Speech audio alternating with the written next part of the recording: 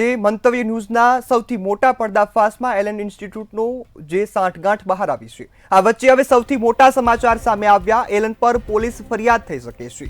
Dummy academy કૌભાંડ સામે કાનૂની કાર્યવાહી કરવામાં આવશે। સાથે જ ડમી એડમિશનનું જે આ પર્દાફાશ થયો છે, એલન શાળા સાંઠગાંઠ પર લોકોની કડક એક્શનની માંગ છે તે જોવા મળી છે। શિક્ષણને ધંધો બનાવનાર એલન પર પોલીસ તલવાર લટકતી જોવા મળી છે। આ જ મુદ્દા પર हमारा संवाददाता विशाल मेहता लाइव जोड़ाया है। जी विशाल, हाल समाचार मळ्या छे एलन पर पोलीसनी लटकती तलवार जोवा मळी, शुं विगतो? જે રીતે સમગ્ર મામલો સામે આવ્યો છે, એલન જે ઇન્સ્ટિટ્યૂટ છે તેની અંદર વિદ્યાર્થીઓના ભવિષ્ય સાથે ક્યાંક ને ક્યાંક તેમને અંધારામાં રાખીને કૌભાંડ કરવામાં આવતું હોવાની હકીકત સામે આવી છે। અને તેમજ ખાસ કરીને એલન ઇન્સ્ટિટ્યૂટ કે જે ટ્યુશન ક્લાસીસના નામે સ્કૂલોને ક્યાંક કોમ્પ્રોમાઇઝ એટલે કે તેમની સાથે સાંઠગાંઠ કરી તેમને ક્યાંક લલચાવી ફોસલાવી અને આ કૌભાંડની અંદર સામેલ કરે છે। ભૂતિયા વિદ્યાર્થીઓ એટલે કે ડમી વિદ્યાર્થીઓનું આખું એક મોટું નેટવર્ક ના માત્ર ગુજરાતમાં પરંતુ દેશભરની અંદર અત્યારે હાલમાં જોવા મળી રહ્યું છે। અને એટલા માટે જ આ સમગ્ર બાબત ધીરે ધીરે જ્યારે સરકારના ધ્યાન પર આવી છે ને ત્યારે હવે પોલીસ તંત્ર પણ ક્યાંક જાગૃત થયું છે।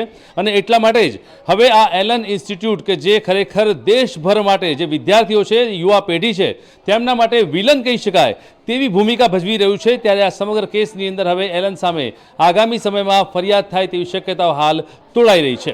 જે રીતે પોલીસ અધિકારીઓ સાથે અમારી વાત થઈ તે પ્રમાણે અત્યારે હાલમાં એલનની જે ગતિવિધિ છે, તેની જે કાર્ય પદ્ધતિ છે, તે તમામ ક્યાંક ને ક્યાંક ખોટી સાબિત થઈ રહી છે। કારણ કે મંતવ્ય ન્યૂઝના સ્ટિંગ ઓપરેશનમાં ફલિત થયું છે કે એલન અને તેની સાથેના મળતિયાઓ આની અંદર કૌભાંડ કરી રહ્યા છે।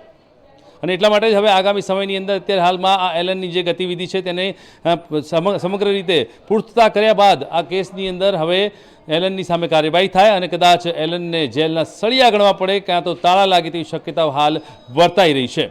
એલન કે જે માત્ર ગુજરાતમાં કે અમદાવાદમાં નહીં પરંતુ સમગ્ર દેશની અંદર હજારો લાખો વિદ્યાર્થીઓના જે ભાવિ છે તેને જોખમમાં મૂકી રહ્યું છે। તેની પાછળનું એકમાત્ર કારણ છે રેવન્યુ, પૈસા કમાવાના જે સમગ્ર જે મોટું ષડયંત્ર છે તે ષડયંત્રમાં તેણે દેશભરની અનેક સ્કૂલોને પોતાની સાથે કોમ્પ્રોમાઇઝ કરાવી છે।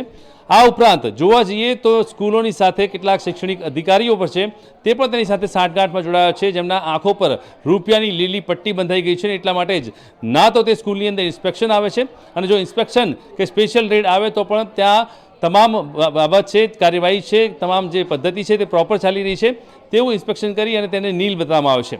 પરંતુ સાચી વાત એ છે કે દેશભરની સંખ્યાબંધ એવી શાળાઓ છે કે જે એલન સાથે સાંઠગાંઠમાં જોડાયેલી છે। વિદ્યાર્થીઓના પૂરતા એડમિશન ન થવાના કારણે એલનને તે સપોર્ટ કરે છે, એલનની સાથે જોડાય છે, કાં તો ફીસની લાલચમાં તે એલનને ક્યાંક ને ક્યાંક સપોર્ટમાં રહી અને આ સમગ્ર કાવતરાને અંજામ આપી રહ્યા છે। અને એટલા માટે જ જ્યારે શાળાઓની અંદર એલન ઘૂસી અને આ સમગ્ર કૌભાંડને આચરી રહી છે ત્યારે શિક્ષણ અધિકારીઓ શા માટે હજી સુધી સૂતા છે તે એક મોટો સવાલ છે।